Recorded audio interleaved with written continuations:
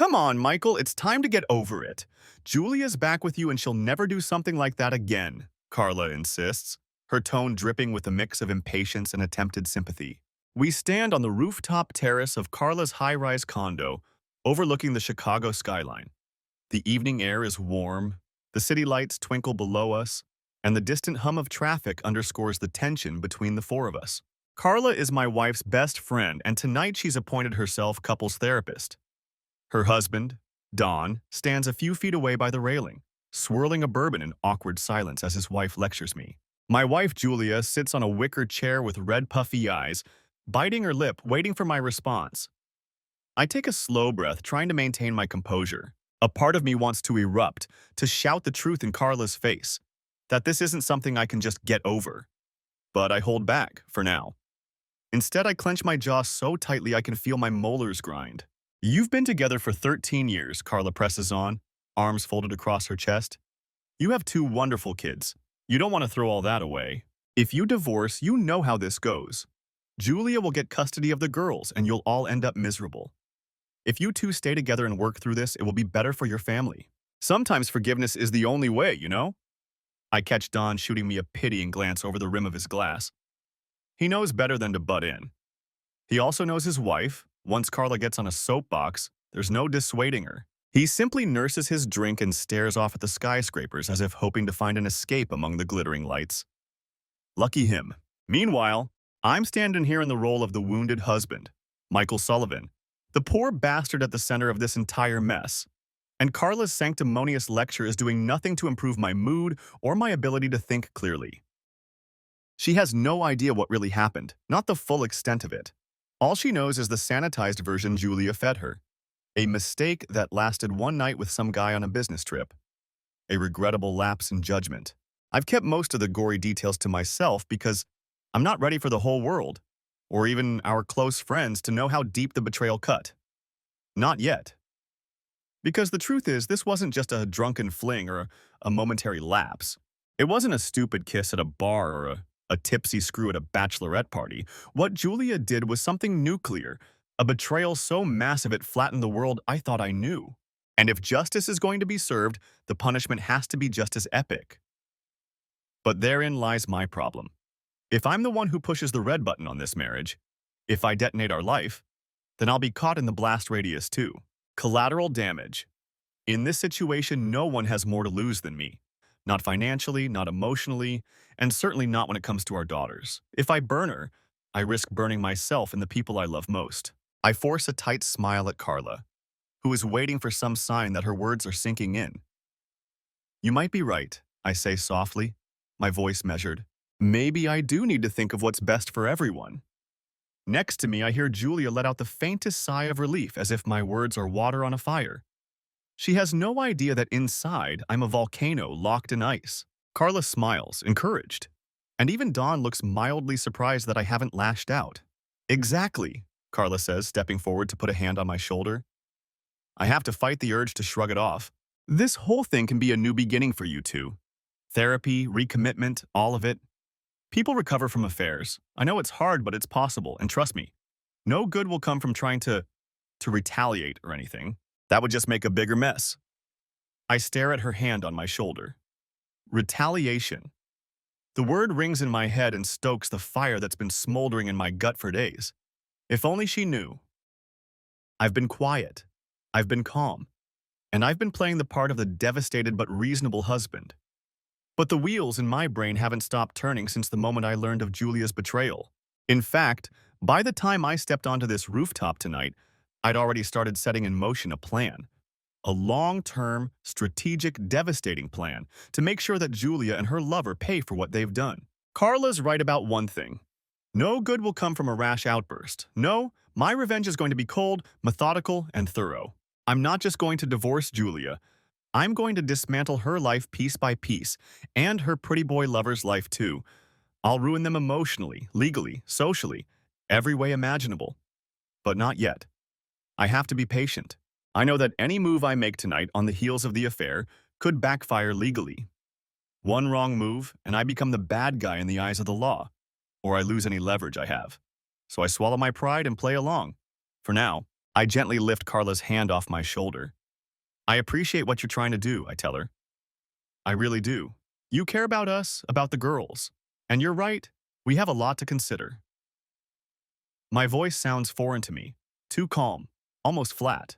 I worry for a second that she'll sense the blood pounding in my ears or the rage vibrating just beneath my words. But she just nods, seemingly satisfied. It's a process, Carla nods, giving Julia a reassuring glance. Forgiveness takes time, but if you two are committed, you'll get there. Don clears his throat. How about we take a breather? Another round of drinks, he suggests, clearly eager to diffuse the intensity. Mike, you want another beer? I shake my head. Alcohol is the last thing I need. My senses need to stay sharp. No, I'm good, I reply. Instead, I step away from them, moving toward the waist-high glass barrier at the edge of the rooftop. I hear hushed voices behind me. Carla whispering something to Julia and Julia giving a soft, shuddering reply. Probably more assurances that she'll do whatever it takes to fix this, that she'll never stray again, blah blah. I've heard it all. I close my eyes for a moment, letting the warm breeze wash over my face. In my mind, I'm not on this rooftop anymore. I'm back in that moment 2 weeks ago when I discovered the truth. I can still taste the bile of that betrayal in my throat, still feel the way my hands shook with adrenaline and heartbreak. My fingers curl around something in my pocket, the small USB drive I've started carrying everywhere. Inside it is a file containing copies of certain incriminating materials, evidence of Julia's affair with him. That man who thought he could make a fool of me and walk away unscathed. My thumb strokes the edge of the drive, the motion soothing in a dark way. It reminds me why I'm enduring this charade. Every time I think about how Julia giggled on the phone when she told me she'd be late coming home that night, or the way her friends smirked at me behind my back, I force myself to remember. Patience, Michael. This is just the beginning. I take another breath and turn back to face the three of them. Carla and Julia both look at me expectantly. Even Don has stopped nursing his drink and is watching. They all want to know what I'm thinking, what I'll do. I've been so quiet since it happened. Tonight is the first time I've agreed to even sit down with Julia and someone else to talk. If I'm honest, part of me only agreed to this meeting so I wouldn't raise suspicions. If I had refused outright to even talk, Julia might have sensed something was off, beyond just anger. She might have realized I have intentions other than reconciliation. But me showing up here gave them hope. You're right that I need to consider the girls, I say slowly. And our life. 13 years is a lot to just throw away. I look at Julia as I say this. Her lower lip trembles.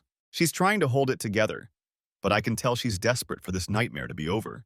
For me to say the words that will absolve her, or at least give her a path back to our life. For a second, I almost pity her. She looks so small and broken. Her once confident green eyes now rimmed with red and full of fear. Almost. Carla is nodding vigorously, a relieved smile breaking out. Of course it is. And it doesn't have to be thrown away, Mike. You two can rebuild. It happens. This can be a wake-up call that makes you both stronger in the end. Right, Jules? She gives my wife an encouraging look. Julia attempts a weak smile. Right, she whispers. I know I hurt you, Mike, more than I've ever hurt anyone. If I could take it back... Her voice cracks. I notice she doesn't finish the sentence with, I wouldn't have done it. She knows better than to make promises about the past that I know are false.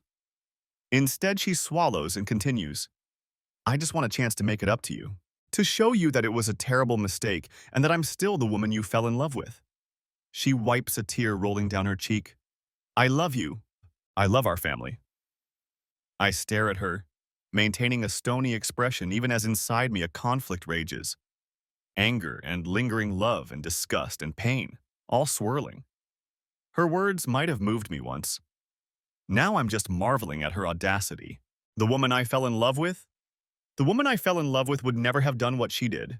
That woman is gone. Or maybe she never existed and I only see it now. I realize an expectant silence has fallen. They're all waiting for my response. In the distance, a siren wails somewhere down in the streets. I meet Julia's eyes for a long moment, making her hold my gaze. Then I nod slowly. Okay. Julia blinks. Okay? She repeats, uncertain. Okay, I say louder as if confirming to myself. I'll give you that chance. Carla practically squeals and claps a hand over her mouth in excitement. Don exhales a breath I think he's been holding for 10 minutes. Julia begins sobbing, covering her face with her hands as relief and emotion pour out. Thank you, she cries. Mike, thank you. I swear you'll never regret it. I'll do whatever it takes. Whatever it takes. She stands up as if to come embrace me. Hold on. I raise a hand, stopping her in her tracks. I still haven't moved from my position a few steps away, near the edge of the terrace. I said I'll give you a chance. That doesn't mean everything's forgiven and forgotten. Far from it. Of course, she whispers, I know. One day at a time, I just want to do everything I can to prove myself. I nod, my eyes never leaving hers. Good. Slowly, I slide my hand back into my pocket and fish out the small object I've been holding onto. My fist closes around it. This right here, this is a moment I've been imagining every night as I lie awake next to an empty, cold space in bed.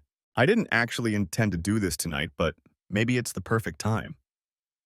A little reminder of what she did, of what I'm really feeling, just to make sure none of them think it's all okay now. I step forward and extend my closed fist toward Julia. I have something for you. My voice is eerily calm. She looks puzzled, but she holds out her hand under mine.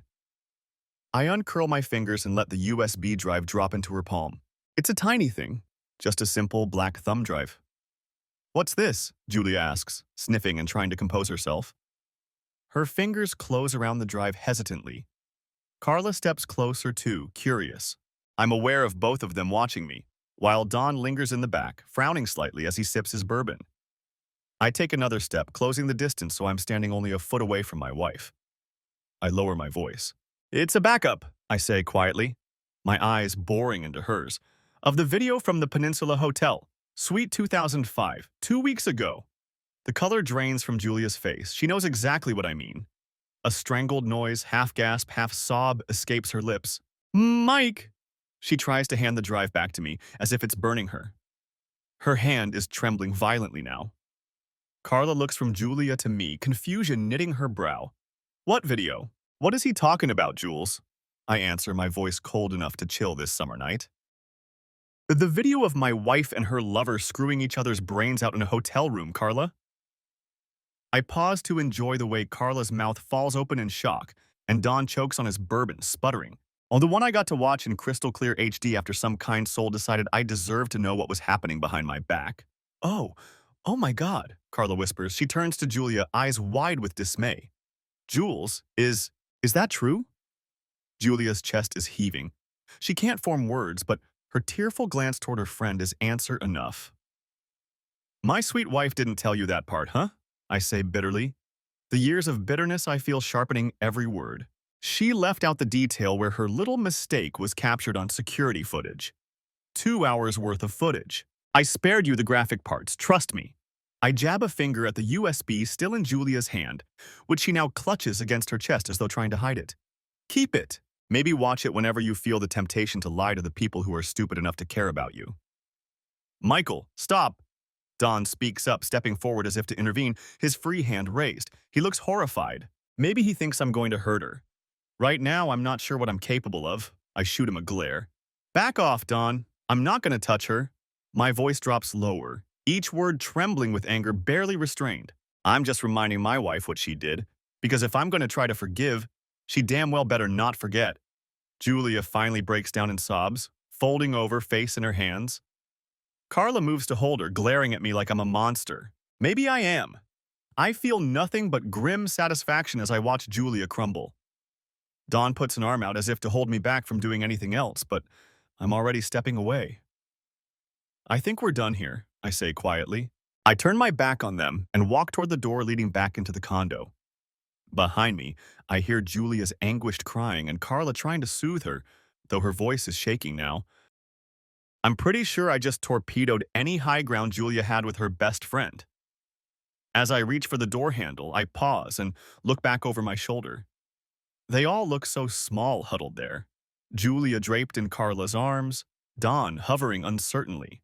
One more thing, I say, and they look up. I catch Julia's red, swollen eyes. You say you'll do whatever it takes, Julia? Prove it. I nod toward the USB drive clutched in her fist. Hold on to that. Because if you ever try to make a fool of me again, if you even think about it, I'll make sure that video doesn't stay private. Understand? For a heartbeat, no one speaks. Carla's eyes are round as saucers. Dawn has gone pale. Julia is staring at me, stricken, humiliated. Good, I think. Remember this feeling. She manages a shaky nod. I I understand, she whispers, voice ragged. I don't wait for any more discussion. Without another word, I yank open the heavy glass door and stride inside, leaving them out on the terrace amid the warm summer night and the glittering Chicago skyline that suddenly doesn't seem quite so bright. Chapter 2. Before the Fall. I didn't drive straight home after leaving Carla's condo that night.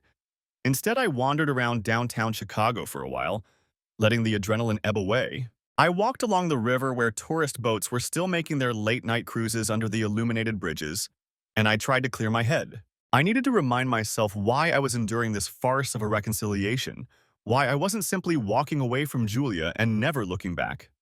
To do that, I had to think back to the beginning, to how I got here in the first place. I'm a Chicago guy, born and raised on the South Side. My dad walked out when I was 9, leaving my mom to raise me and my older brother alone. She worked 2 jobs and I learned early how to fend for myself and protect the people I cared about. Watching her struggle taught me resilience and the value of having a plan for everything. I earned a partial scholarship to a state college and majored in information systems, figuring computers were my ticket to a stable career. I landed a decent IT job right after graduation. I remember handing my mom my first paycheck to help with her medical bills and the rent. She cried and hugged me so tight I thought I'd crack a rib.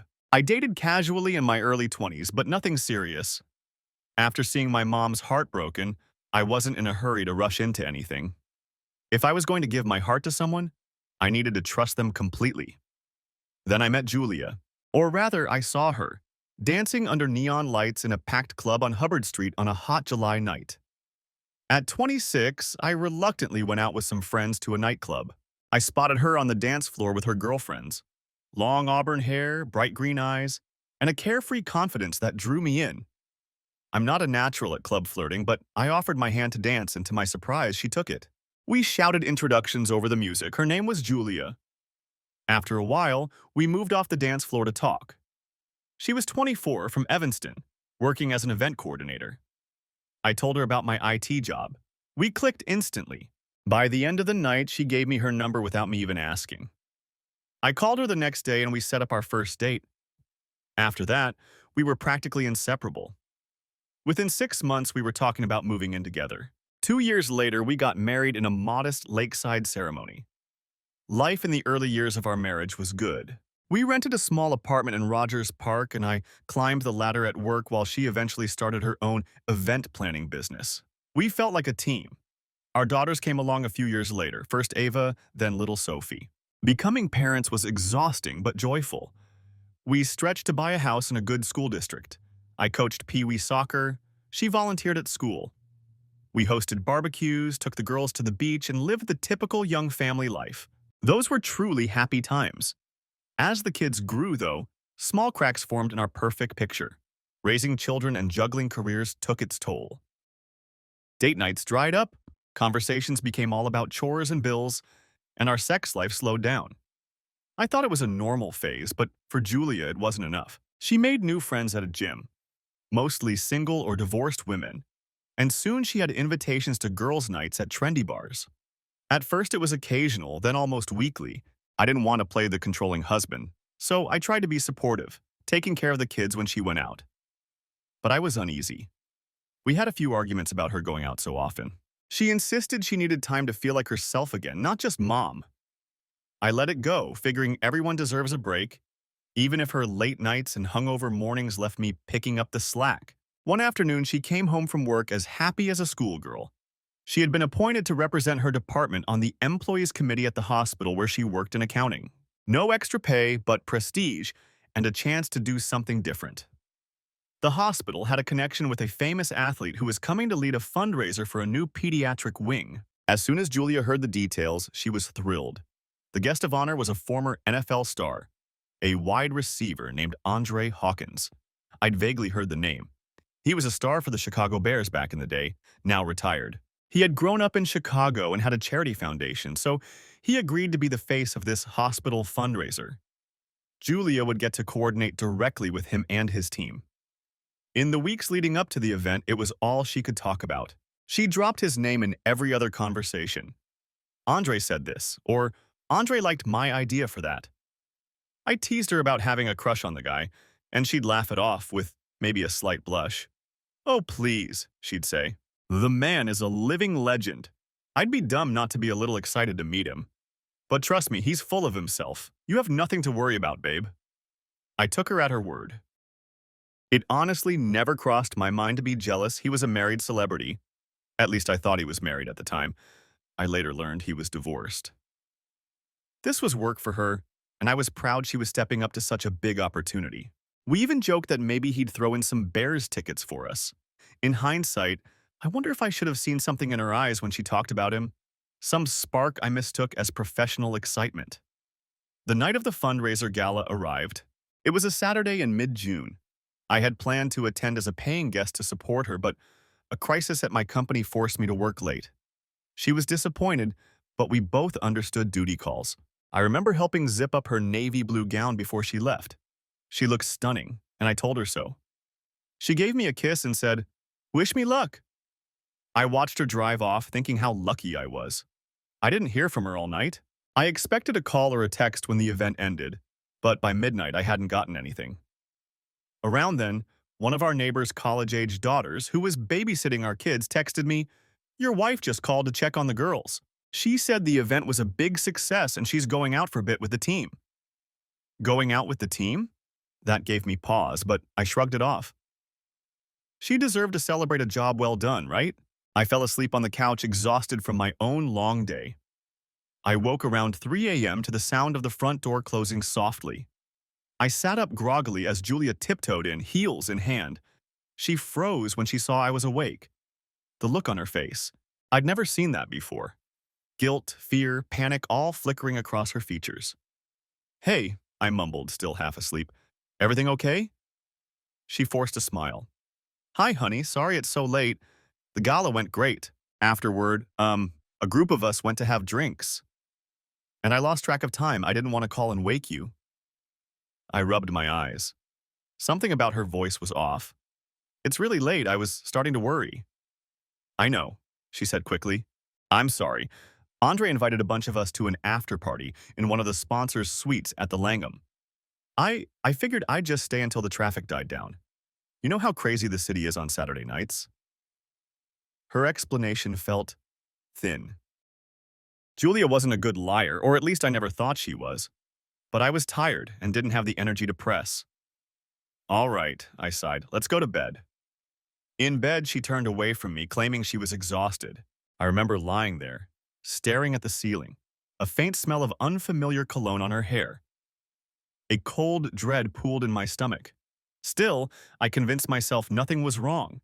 She was just drunk and crashed in a suite to be safe. That made sense. Sort of. The next morning, Sunday, things were tense, but we mostly avoided the topic. She was busy with the kids and I with chores. I kept stealing glances at her. She looked like hell, eyes bloodshot, jumpy whenever her phone buzzed. By that evening, I couldn't hold it in.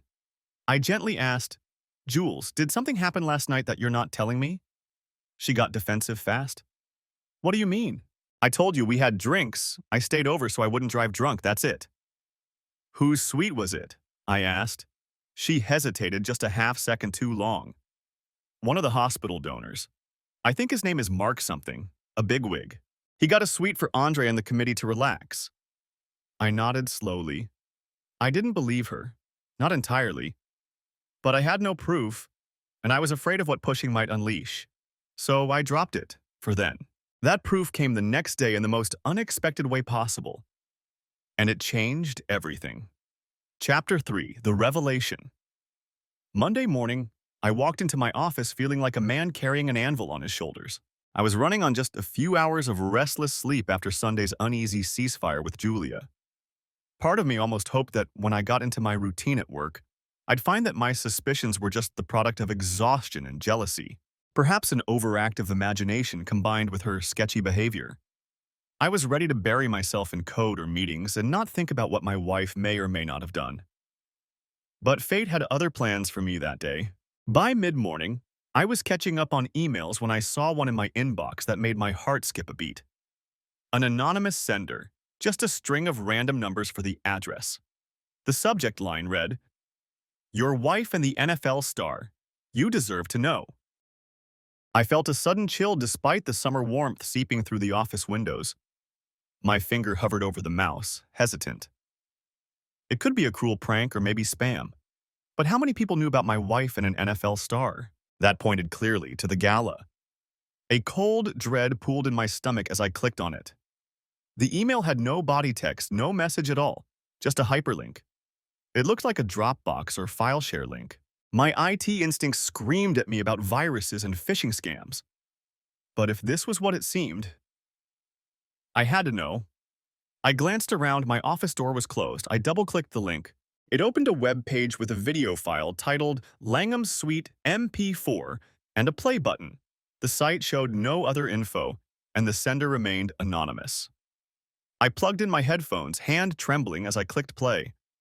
At first, the camera angle was grainy. It looked like security footage, black and white, slightly distorted by the wide-angle lens. It showed a living area of a hotel suite from an upper corner of the room.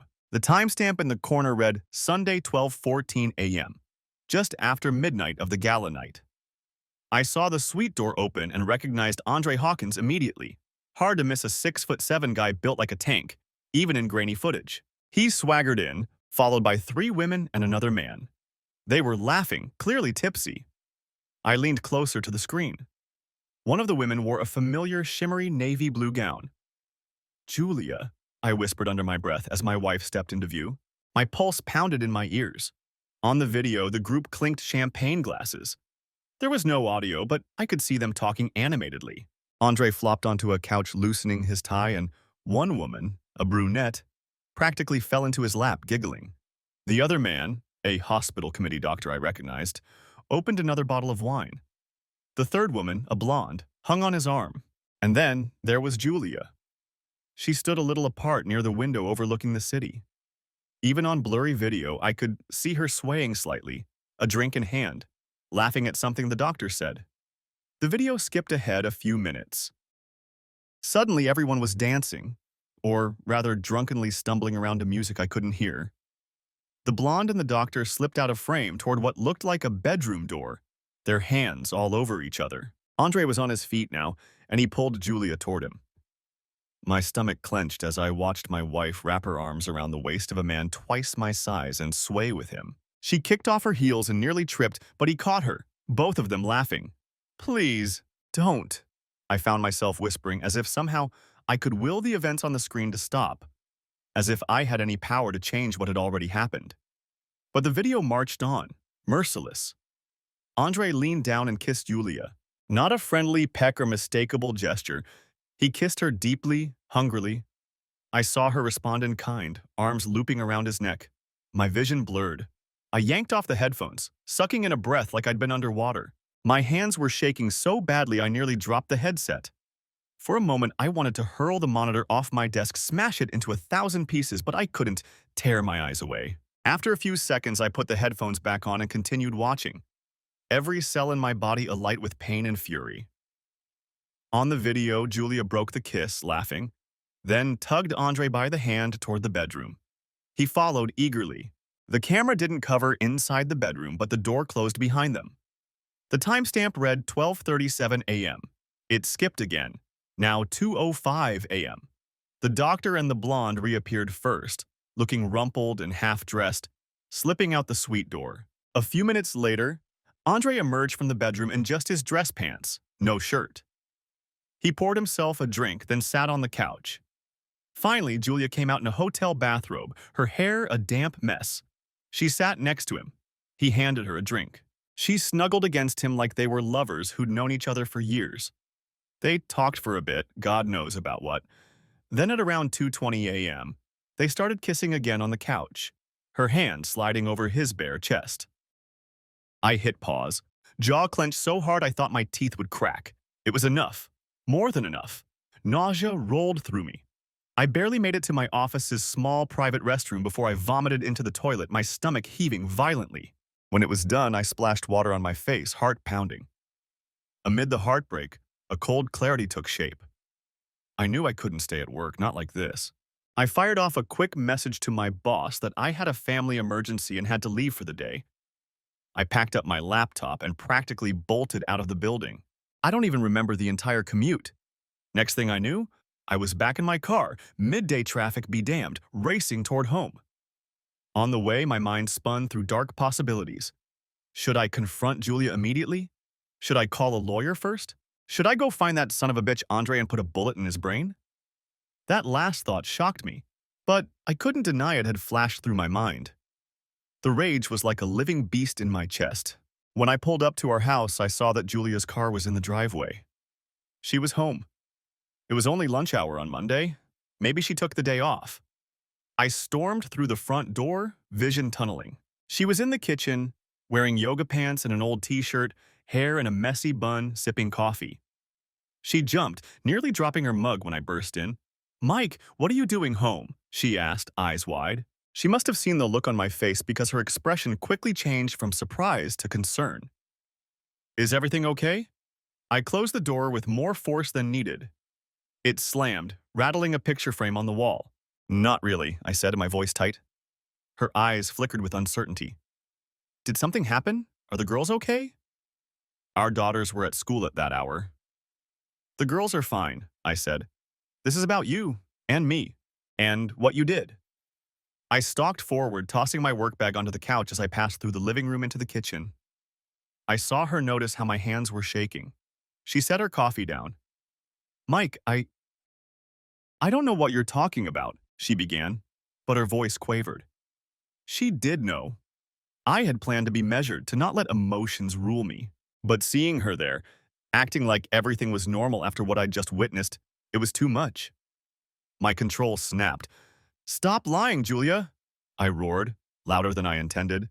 She flinched, and I realized I'd slammed my palm on the countertop. I sucked in a breath, trying to moderate my volume. "Stop lying. I know you didn't sleep at the Langham with friends. I know exactly where you were and who you were with." She went pale. "Mike, no!" I snarled, cutting her off. "You do not get to talk your way out of this, not this time. You think I'm an idiot?" I pulled my phone out of my pocket and brought up one of the still images from the video. A zoomed-in shot of her in that bathrobe on the couch next to Andre. I thrust the screen in front of her face. "You recognize this?" Julia recoiled like I'd struck her. Her eyes darted to the photo, then away, then back again as if compelled by horror. Where did you get that?" she whispered. Her face was ashen, and she grasped the edge of the countertop for support. "It doesn't matter where. It's real, isn't it?"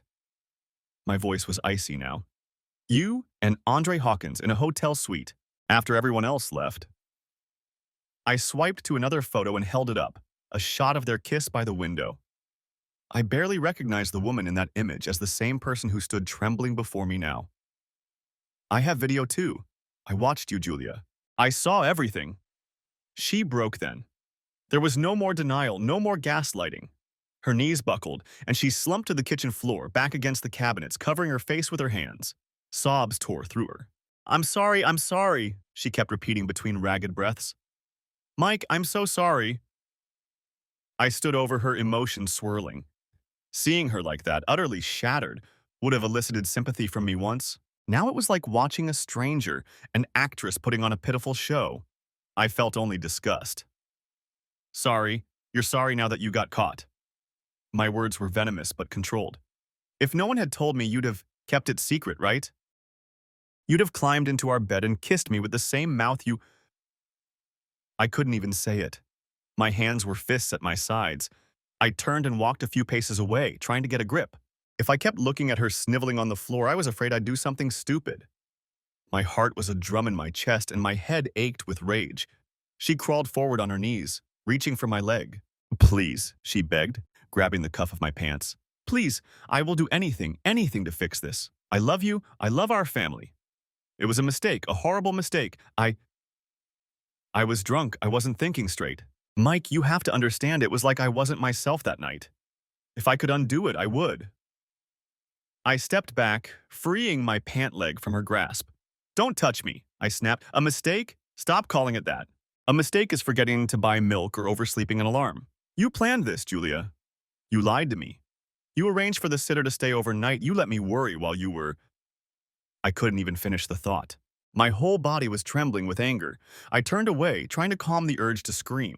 My heart was pounding so hard I felt it in my throat. She was still on the floor sobbing, reaching out toward me. It wasn't planned, she cried. I swear I didn't plan to sleep with him. It just happened. I was flattered by the attention and I'd had a lot to drink. Mike, you have to understand it was like I wasn't myself that night. If I could undo it, I would. I let out a sharp, bitter laugh. You weren't yourself? So who were you then? Because it looked a hell of a lot like you. You want me to say, oh, okay. Since you were drunk and flattered by a celebrity, it's all fine? Is that what you expect? I shook my head in disbelief. I trusted you, Julia. God, I trusted you. With my life, with our kids. Do you have any idea what you've done? She got up unsteadily, using a chair to pull herself up. Mascara streaks lined her cheeks and her whole body shook. Please, just give me a chance, she pleaded. We can get through this. People get through this kind of thing. We can go to counseling, therapy, whatever you want. I'll do whatever it takes.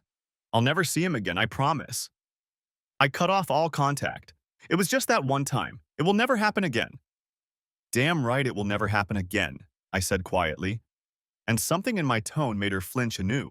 We stood facing each other in the kitchen, a broken woman and a furious man. In that moment, I felt a fork in the road. One path was to kick her out right then and there, call a divorce lawyer, and scorch the earth. The other path was darker. It whispered to me of cold revenge, of making her pay in ways she couldn't even imagine yet. If I was going to suffer, I wanted her to suffer more. And I knew there was a smart way to do that, a way that wouldn't leave me as collateral damage. I took a slow breath, trying to regain some control over my voice. Get your things, I said, each word measured. Enough for a few days. Go to a friend's or wherever. Just get out of my sight. Her eyes widened in panic. No, Mike, please, we can talk about this. There is nothing to talk about right now. My tone was flat, dead. I'm not going to sit here and look at you or sleep in the same bed or pretend everything's fine. You need to leave, now. Before the girls get home from school, I'll tell them you had to go on a work trip or something. My voice faltered only at the mention of the girls. The thought of my daughters, of how this would affect them, was like another twist of the knife. I had to compartmentalize that for now. Julia wiped her nose with the back of her hand, trying to compose herself. If I go now, will you promise to talk to me soon? Please? I want to fix this, Mike. I know I broke us, but I will fix it. I swear to God. I didn't answer her question. Go, I repeated firmly. I'll be in touch about whatever comes next. My head was throbbing. I just needed her gone. She stared at me for a moment, maybe realizing that begging further right now would do no good. Then, silently, except for a few soft sobs, she turned and left the kitchen. I heard her footsteps on the stairs, then muffled sounds as she presumably threw clothes into a bag. A few minutes later, she came down with a small suitcase and her purse. Her eyes were swollen, and she had changed into jeans and a sweatshirt. She paused in the living room, looking at me as if hoping I'd change my mind. I returned her gaze with stony silence. When it became clear I wasn't going to stop her, she moved to the door. Her hand lingered on the knob. Tell the girls I love them, she said in a broken voice. I'll call them tonight, if that's okay. I just nodded once. What else was I going to say? Of course she could call them. They had no idea what was going on, and I intended to keep it that way until I figured out the next steps. She opened the door and stepped out. I followed to watch from the doorway as she put her stuff in her car. Before getting in, she looked up at me one last time. I love you, she said, voice trembling. I know you won't believe that right now, but I do. I am so sorry. My response was to close the door gently but firmly. I couldn't listen to anymore. I locked it, then slid down to sit on the floor, my back against the solid wood. A sound escaped my throat, half sob, half scream, and then I cried. Angry, choking tears that had been held back when she was present finally spilled out. I don't know how long I sat there on the foyer floor crying like a wounded animal, but eventually, the sobs dried up, leaving me hollow. In that emptiness, one thought took shape with crystal clarity. I needed to protect myself and my girls. I needed to be smart. I needed a plan. Because as much as I wanted to just erase Julia from my life, I knew it wasn't that simple. Not when two children and a house and a whole intertwined life were part of the equation. If I rushed to divorce her in a blind fury, she could very well take me to the cleaners and take my kids with her. No, I couldn't let that happen. She had blown up my world, but I was still standing. And now, I was going to do whatever it took to make sure that when the dust settled, I came out on top. I pulled out my phone and searched for the number of a divorce attorney I'd seen on a billboard once. Hands still shaking but mind resolute. This wasn't over. In fact, it was just beginning. Chapter 4. Plans and Preparations. True to my word, the very next morning I found myself sitting in a divorce attorney's office. The firm was one of those high-volume outfits that advertise on bus stops and late-night TV. Dalton and Associates, we fight for fathers, with a cheesy gavel logo. It wasn't exactly the white shoe law firm a CEO might hire, but I didn't have time or money for that. I needed straightforward advice and a plan. Fast. The attorney who agreed to see me on short notice was a guy not much older than me, named Richard Weiss. His office in the Loop was small and cluttered with case files and textbooks. As I sat in the chair opposite his desk, I felt strangely detached, like I was watching someone else's life unfold. Could this really be happening? One day ago, I was just a husband with a suspicion. Now I was laying out the ugliest details of my marriage to a stranger in a suit. "I'm sorry you're going through this, Mr. Sullivan," Weiss said after I finished giving him the broad strokes. The affair, the video evidence, my two kids, the house, etc. He was taking notes on a yellow legal pad. "It's unfortunately a common story, but let's focus on what we can do to protect you and your children's interests." He adjusted his glasses and asked a few more questions about our finances. We weren't wealthy by any stretch. We had maybe $50K in savings and retirement accounts combined, a house with about $100K in equity, two cars, one almost paid off, one a lease, and the usual middle-class assets. We both worked. My salary was a bit higher than hers, but not by a huge margin. We had no prenup or prior agreements. "Okay," he said after I'd answered his questions. "Illinois is a no-fault divorce state. That means the court doesn't really care about infidelity when it comes to dividing assets or deciding on child custody. It might matter in some extreme cases, but from what you've told me, this was a one-time thing. The law's not going to punish her for cheating, at least not directly." He said it matter-of-factly. The idea that she could blow up our marriage and not face any legal consequence for that betrayal was infuriating, if not surprising. "So what does that mean for me if I file right now?" I asked, leaning forward. "Just give it to me straight." Weiss glanced at his notes. "All right. Financially, the starting point is equitable distribution, basically a 50-50 split of marital assets. Now, since you have the kids, custody and child support come into play. Unless you have evidence that she's an unfit mother, most courts lean toward granting the mother primary residential custody for young kids. If that happens, you'd likely have to pay child support based on both your incomes." I felt my jaw tighten. "That's not fair. She's the one who ruined everything. Why should she get the kids?" He nodded sympathetically. "I get it. It feels that way. But family court isn't about punishing marital wrongdoing. It's about maintaining stability for the children. If she's been a good mother overall and you both work, a judge might decide the kids stay primarily with her and you get alternate weekends, maybe one night a week, unless you negotiate differently. In mediation." I could feel my anger rising again. The thought of only seeing my girls on alternating weekends was like a knife to the gut. "And the house?" I asked. He tapped his pen. "The house is a marital asset.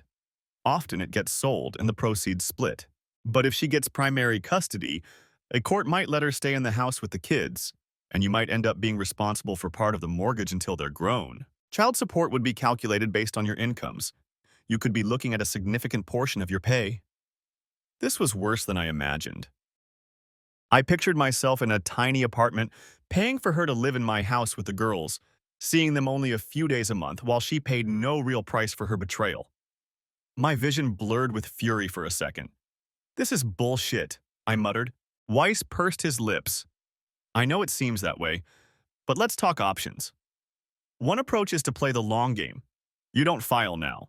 Instead, you bide your time until circumstances are more in your favor. For example, when your kids are older, they can express a custody preference. If you wait until they're, say, 14 or 15, a judge would listen if they say they want to live with you. Also, older kids mean you might avoid paying long-term child support if custody is split once they're near adulthood. The risk, of course, is that waiting means enduring the status quo for years. And things could change. She could file first, finances could shift, etc. Years? My stomach sank. The idea of pretending for that long was unimaginable, but I kept listening.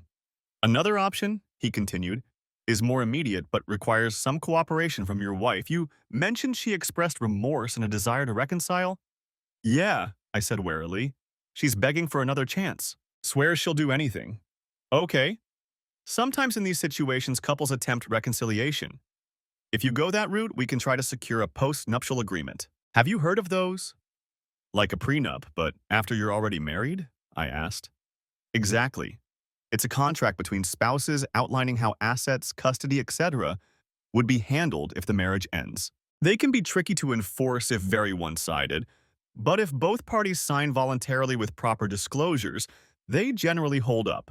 Now, if your wife is truly remorseful and desperate to earn your trust back, you might get her to sign a postnup that heavily favors you if she ever cheats again, or even if the marriage ends for any reason. I sat up straighter.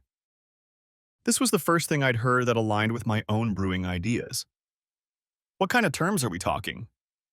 He ticked off points on his fingers. For instance, a clause that if infidelity occurs or is a stated cause of divorce, she waives any claim to the house. Maybe it goes to you entirely. You could stipulate custody by default goes to you. You can include that neither party will seek alimony. Even a clause saying she'll accept reduced child support or certain financial penalties if she violates specific terms. Some of that a court might not fully enforce. Judges don't like bargaining away child support rights since they view it as the child's right. But if it's mutual and reasonable, it could influence the outcome. Also, you could include behavioral clauses for during reconciliation. Like, she must attend counseling, be fully transparent with her communications, get tested for STDs at intervals, whatever you need. If she balks at any of it, you have your answer on how sincere she is. If she signs, it gives you leverage. The more he talked, the more a grim plan formed in my mind. I could let her think I'm forgiving her, all while loading the dice in my favor for when she inevitably screws up again. And I believed, deep down, that she would. People like her don't just change overnight. What if she violates some condition? I asked. Say I include that if she cheats again or even lies significantly, she loses claims to everything. Can I really do that? He smiled thinly. You can put almost anything in writing. The real question is, will it stand up in court later? A judge might find some provisions unconscionable or against public policy, like deciding custody in advance. But financial penalties for cheating, courts have upheld those if the agreement was entered into without coercion. If she doesn't lawyer up and just signs what you give her out of guilt, it's a very strong bargaining chip later, even if some parts might technically be challengeable. The key is, you have to handle it delicately. It can't look like extortion. Frame it as, these are things I need to feel safe if we are going to try again. Make it sound almost like it's for both your healing. I nodded, already thinking of the script I'd use. I can do that.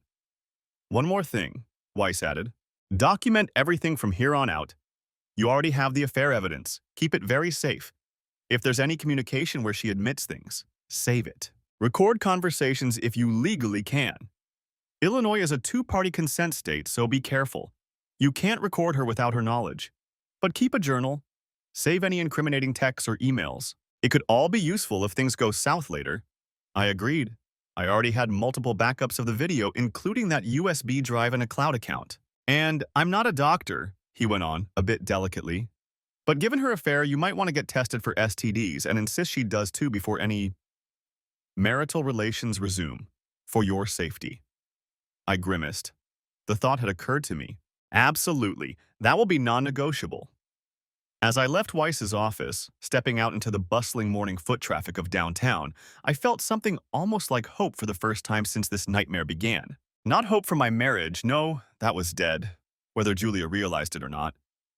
But hope that I could come out of this without losing everything, that I could even turn the tables. The plan was forming.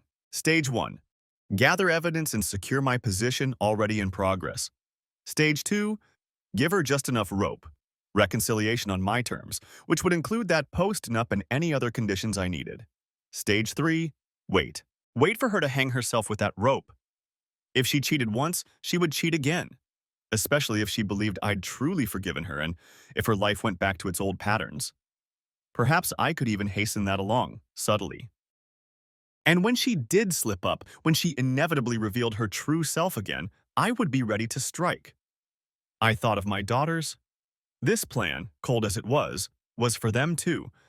I wanted them with me. I wanted to be the one raising them, protecting them from the fallout of their mother's selfishness. And if that meant playing nice with Julia for a while, so be it.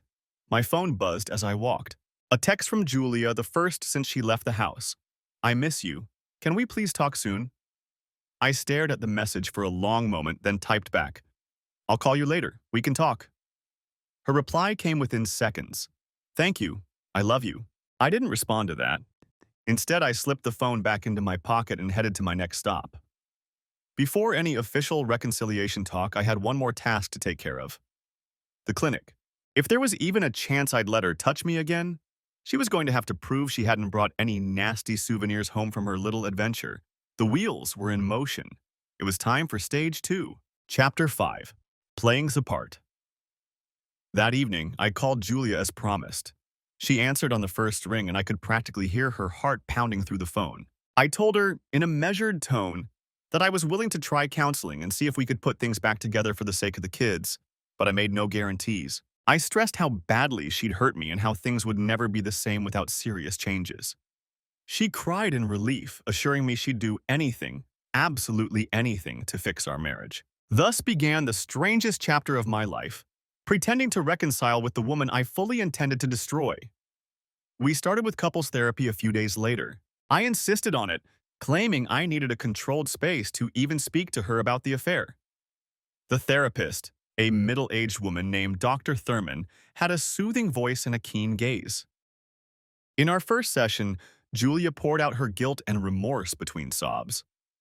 I sat quietly for the most part, describing my feelings of betrayal in careful terms, hiding the true depth of my rage. I played the role of the deeply wounded but cautiously hopeful husband. I even managed to summon a few tears at the right moments, talking about how I couldn't eat or sleep, how I'd picture her with him and feel physically ill. That part wasn't even acting.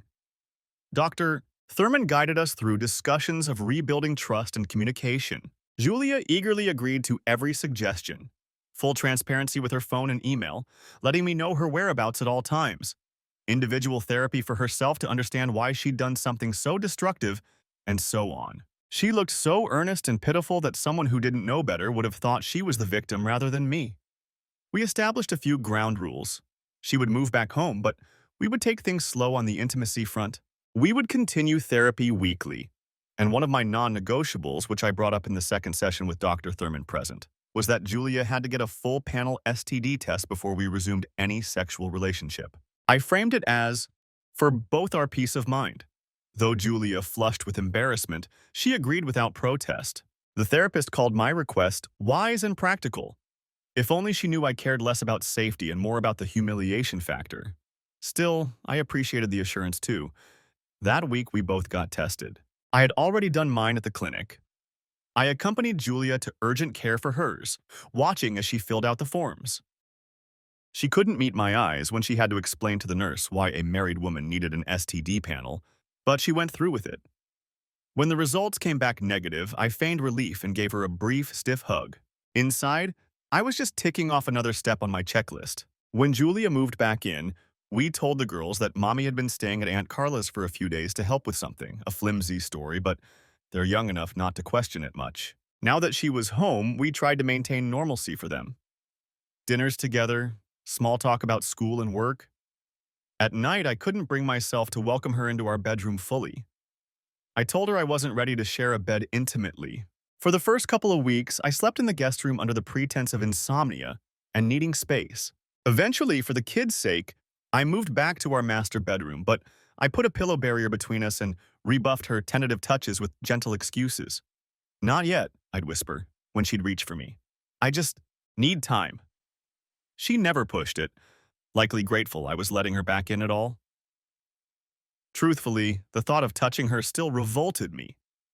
Every time I looked at her body, I imagined his hands on it. Every time I smelled her shampoo, I imagined her kneeling on that airplane floor sending me that heinous text. Some nights I'd lie awake next to her, listening to her breathing, fighting the urge to go downstairs, grab the USB drive, and wave it in her face just to see her break again. Instead, I'd shut my eyes and remind myself, patience, stick to the plan. During those days, I played the part of a man cautiously trying to forgive. I wasn't outright cruel or cold, that might tip her off, but I was distant. I let her do most of the work of reconciliation. She catered to me in every way imaginable, cooking my favorite meals, packing the girls' lunches so I could sleep in a bit, leaving little apology notes in my work bag or on the bathroom mirror. Each note would say some variation of, "I'm so lucky you're giving me another chance," or, "I'll spend my life making this up to you." Sometimes I'd have to hide a dark smirk. If only she knew that the more she prostrated herself, the less I respected her, and the more I anticipated her eventual downfall. One of my conditions, framed as a trust-building exercise, was total transparency in her social life. I told her I didn't want any more secrets or bad influences, but I carefully avoided outright forbidding her from seeing her friends. I said it was up to her to decide who was a positive presence in her life now. Naturally, she promised to distance herself from anyone who might tempt her into old behaviors. Yet, interestingly, as summer turned to fall, I noticed she still kept in touch with a couple of those party friends, Tanya and Lisa especially. She tried to hide it, but I saw a few texts and overheard a phone call or two. I filed that info away. Truthfully, I wanted her to slip back into her old habits eventually. The post-nup I had Weiss draft, and which she signed with shaking hands one evening at the dining table, didn't explicitly forbid going out with friends or having a social life. It focused on the big things: fidelity, honesty, and key expectations. The post-nup, as written, stated that if either of us filed for divorce due to the other's infidelity or severe misconduct, the wronged party would get the house and primary custody of the kids. It also said she waived any claim to alimony, and we agreed to split assets in my favor to account for damages. The custody clause might not hold water if a judge disagreed, but her lawyer, if she'd had one, never got a chance to pick it apart because she never showed it to any lawyer. Julia signed it in tears, telling me I could put anything in front of her and she'd sign, that she deserved whatever I asked. I acted reluctant, even guilty, for asking her to sign such a harsh document. But I framed it as, I need this for my peace of mind, otherwise I can't move forward. Dr. Thurman had even suggested that some couples use agreements to set clear terms after infidelity. That helped normalize it. Julia didn't even read most of it. She just signed where I pointed and then collapsed in my arms, sobbing, thanking me for not giving up on her. I stroked her hair and thought, gotcha. I could have included even more, like banning her from socializing with certain friends, but I decided against overplaying my hand. I needed to give her enough rope, remember? I wanted her to feel she had some freedom, so if when she hung herself, it would be entirely by her own choices. So gradually, I eased up on the outward tension. I told her I appreciated her efforts. I even told her I still loved her. The first time I said it again, it stuck in my throat, but by the third or fourth time, I could say it smoothly. She cried happy tears the first time I said I love you post-affair. We even resumed a semblance of a sex life eventually, though I had to employ every mental trick in the book to get through it. The first time, about 2 months after D-Day, I initiated it partly to test her and partly to keep up appearances. She was nervous and tentative, probably afraid I'd picture him, which I was, or that I'd be disgusted, which I was. But I got through it by focusing on my anger rather than any sense of intimacy. Afterwards, she curled into me and whispered, "Thank you," like I'd given her a gift. I just stared at the ceiling, numb, muttering that I hoped we could reconnect more over time. She fell asleep on my chest and I spent half the night awake, staring into the dark, thinking of all the ways I might ruin her life. All the while, I kept in touch with Weiss. He had the signed post-nup on file and I updated him occasionally in vague terms. He was surprised how easily she signed, but he cautioned, if you want out later, make sure you catch any future infidelity clearly. The stronger your evidence, the less she'll fight given what she signed. I assured him I would. Julia gradually resumed going out with her friends on girls' nights. I allowed it, wanting her to feel trusted while I quietly kept tabs. I noticed little lies creeping back, coming home later than promised, saying she had one drink when receipts showed five. I documented every slip. Then, on a cold Saturday night a few months into our new start, she finally went too far. It was late February, about 4 months after we reconciled. Julia had gone out for a friend's birthday, a friend I only loosely knew. I'd told her I might meet an old college buddy for a drink, a made-up excuse. Instead, I parked a couple blocks from the bar she said they'd be at and waited in my car. Using an app connected to a tiny voice recorder I'd slipped under the seat of her car, I could hear a muffled feed when she eventually got in to drive somewhere. Around 10 p.m., I heard giggly voices piling into her car. They were definitely buzzed. One friend slurred, "Girl, I can't believe you got through half a year with no sex except your husband. We need to find you some eye candy tonight." My grip tightened on my steering wheel. Julia laughed nervously and muttered something about being good. Another friend chimed in, "Oh, please, one night. Your husband will never know. Come on, live a little." That was all I needed to hear. I tailed her car as it pulled away. Sure enough, they didn't head toward home. They went downtown, eventually stopping at a trendy club in River North. I watched them go in, then followed after a few minutes. Inside, the club was packed and dark. It took me a while to spot them on the dance floor, but I did. Three women in their late 30s trying to relive their 20s, flirting up a storm with a group of younger guys. And my wife, Julia, at the center, dancing with a tattooed man in his 20s like he was the air she needed to breathe. I kept to the shadows, pulling out a small camcorder I'd brought. Nothing fancy, but good in low light. Using the crowd as cover, I zoomed in and captured several incriminating shots.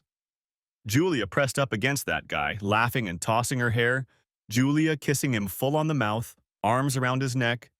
Julia letting him grind on her as they danced. Each image was another nail in the coffin of any sympathy I had left. After about 20 minutes of this, I decided I had enough footage. I slipped out of the club and back into my car. Adrenaline was coursing through me, but I felt oddly calm. This was it. This was what I'd been waiting for. Around midnight, I saw Julia and her friends tumble out of the club with two of the guys they'd been dancing with. Tattoo guy with Julia, and another with one of her friends. They were all laughing, linking arms. I tailed them on foot, keeping my distance. Sure enough, they eventually left the car where it was and went into a boutique hotel down the block. I watched from the sidewalk as Julia clung to her guy, disappearing through the lobby doors. I didn't need to see more. I returned to my car and drove home. Oddly, I felt almost at peace. The thing I'd been planning for had finally occurred. There was no anger in that moment, just icy satisfaction. I spent the rest of the night calmly organizing my evidence, transferring the club footage to a USB drive, noting the exact timestamps of what I'd heard on the recorder, printing out a couple of still frames of her and Tattoo Guy making out. By the time Julia stumbled in the next morning, I was more than ready for what came next. Chapter 6. The Final Straw. Sunday morning dawned cold and gray. Julia slipped into the house around 8 a.m., thinking I was asleep. I was in the kitchen, sipping coffee and reviewing some papers. She tried to sneak upstairs immediately, but I called out, "Morning, Jules." She nearly jumped out of her skin. Turning toward me slowly, she mustered a wary smile. "Morning. I, didn't think you'd be up." I beckoned her into the dining area. She patted over, still in last night's wrinkled dress, smelling of stale margaritas and regret. She sat down across from me, eyes downcast. "We need to talk," I said. Her eyes flicked up to me and then away. "Okay," she whispered. "What's wrong?" Without a word, I turned my laptop toward her. I had queued up the clearest clip from the club. Julia, tongue down that tattooed guy's throat on the dance floor. I hit play. The color drained from her face as she watched herself on screen. "Mike," she started, voice tiny. I held up a hand. "Don't. Just watch." She stared, a hand over her mouth, as the video showed her grinding on him and then cutting to them stumbling out of the club together. I paused on a frame of her exiting with his arm around her waist. Her eyes brimmed with tears. It was just, save it," I snapped. I pulled a folded stack of papers from my pocket and tossed it onto the table. It was a printout of the post-nup and evidence that she'd breached it. You promised me, Julia. You swore you'd never hurt me again. And here we are. She picked up the papers with shaking hands, skimming. Mike, please. It didn't go as far as you think. I stopped before... I barked a bitter laugh. Don't insult me. I followed you, Julia. I know exactly how far it went. I leaned forward, feeling years of rage course through me. Consider this the end. I'm filing for divorce. Today. She broke into sobs. No, no, no. Please. Mike, I messed up. I got carried away by my friends egging me on, but I swear we didn't sleep together. I couldn't go through with it. I came home. Congratulations, I said flatly. You managed not to screw a random stranger this time. Gold star. She reached across the table for my hand. I pulled back. Our girls, Mike. Think about the girls. My voice cracked despite myself. I am. God help me, I am. They deserve at least one parent who isn't a liar. Julia dissolved into tears. I'm sorry, she wailed. Please, one more chance. I stood abruptly, my chair scraping. One more chance? Not in this lifetime. I nodded at the papers she'd set down. Oh, we had an agreement. It's done. You lose. She looked at the documents through blurred eyes. I could see it dawning on her. She'd signed away her leverage. We can negotiate. Please. My jaw clenched. No, I'm done negotiating. You sign the divorce papers my lawyer draws up, which will enforce that agreement. Or I take all this evidence to court and to the kids, and to anyone else who matters. Either way, Julia, you're finished. For a long moment, the only sound was her ragged crying. I felt a twinge of something, pity maybe, but I crushed it. I reminded myself of every time I'd pictured this moment over the past half year. Finally, she nodded weakly. Okay, she whispered. I'll sign whatever. Just please don't take my girls away. I swallowed hard. Despite everything, the sight of her utterly broken might have moved me once. But now, I just felt grim satisfaction. You'll get reasonable visitation, I said coolly. I'm not cruel enough to sever your relationship with them, provided you don't try to turn them against me, in which case those club videos will mysteriously reach the PTA or your boss or, hell, the internet. Julia blanched. She knew I wasn't bluffing. I would never... Good. I snapped my laptop shut and picked up the stack of papers. Pack your bags, for good this time. I'll explain things to the girls. She just sat there, shaking. This was the opposite outcome of what she'd dreamed our reconciliation would be, and it was entirely her own doing. I sighed and turned away. I'll be by with the girls' stuff later. Go to your sister's or your mom's or whatever. I don't care. Julia stood on unsteady legs. As she moved to go upstairs, she stopped beside me. I know you won't believe this, she said softly, but I really did love you, Mike. I clenched my jaw. I believe at least that you loved what I provided. Goodbye, Julia. She crumpled at that, and for a second I worried she'd collapse. But she straightened, wiped her face, and silently trudged upstairs. The divorce process was quick and clinical. With the evidence and the post-nup, she didn't have a leg to stand on. Within a month, we signed the settlement at Weiss's office. Her attorney glared daggers at me, but grudgingly admitted the agreement was binding. Julia signed the final papers with a hand that barely stopped trembling. She didn't say a word except to whisper, "I'm sorry," one last time as I walked out of the conference room. I didn't respond. Telling the kids was the hardest part. I gave them a gentle version. Mommy and Daddy had problems we couldn't fix, but we both loved them so much. They cried. I cried with them. True to my word, I didn't smear Julia to them. In private, she tearfully apologized to them for hurting Daddy and acknowledged the divorce was her fault. Perhaps that was the one decent bit of honesty she managed. The dust settled in the months that followed. I got the house and primary custody of the girls. Julia moved into a modest apartment a couple towns over and saw the kids every other weekend. She wept and begged my forgiveness many times in those early weeks via email and text, alternating with bursts of anger at herself. I gave curt, practical replies only about kid logistics. Eventually, she seemed to accept it and focused on being the best mom she could be during her time with the girls. For what it's worth, Andre Hawkins faced his own reckoning.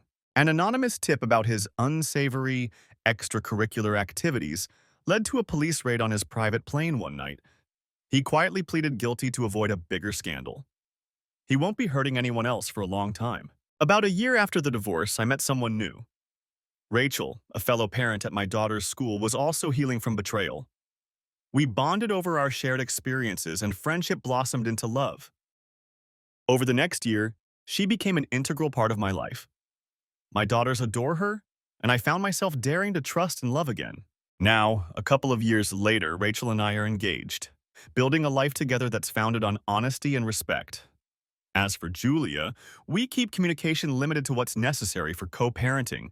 She eventually found some stability in her life with a new partner and, from what my daughters say, seems happier now. Good for her. Sometimes when I'm locking up the house at night or helping my daughters with their homework, I'll catch a glimpse of the old wedding photo we still keep, for the girls' sake, on a shelf, me and Julia, young and beaming.